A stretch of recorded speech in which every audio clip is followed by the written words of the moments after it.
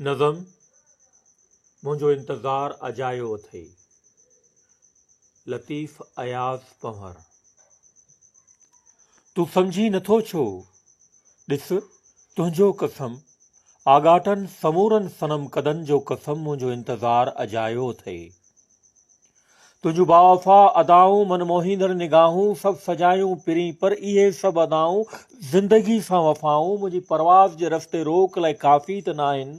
तुंहिंजो दिलकश हसीन सरापा ई सिक, तुंहिंजो दिलकश हसीन सरापा ई सिक, मुंहिंजी तोॾांह छिक ऐं प्रीतम ही इश्क। सभु हक़ीक़त बेशक मगर ओ पिरी मुंहिंजो इंतज़ार अजायो अथई। मां आयसि त छा न आयसि त छा, ॾिस त ज़िंदगी जो कारवां हलंदो रहियो, सभु थींदो रहियो उहो ई पिरी जो अॻे खां हुयो। बदिलियूं हसरतूं न बदिलियो ज़मान, मकी वींदा रहिया पर उहे ई मकान। ख़ुशियूं ख़्वाब सभु त्याग, नड़े पिरी तूं सम्झी नथो, माण्हू मिटबा रहिया ज़मानो मटिजे नथो, इहो अलमियो अज़ल जो लिखियो। नड़े पिरी या मकारी बदमाशी लफ़्ज़नि संदी फेराटी अथई, जंहिं अज़ल खां अहसासनि उमंगनि जे हर फ़ास खे संसार कयो, धणे धार कयो, अञा नींहं कोई सर बुलंदी थियो। मगर यादि रखजांइ मुंहिंजा पिरी, अब ताईं त न रहंदो तसलसल इहो।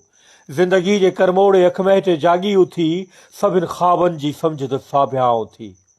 आओ त विछोड़े जे पुरहुस्न दर्द जो प्यालो पी, सभु निकिरी पऊं हिकु एहतजाज थी।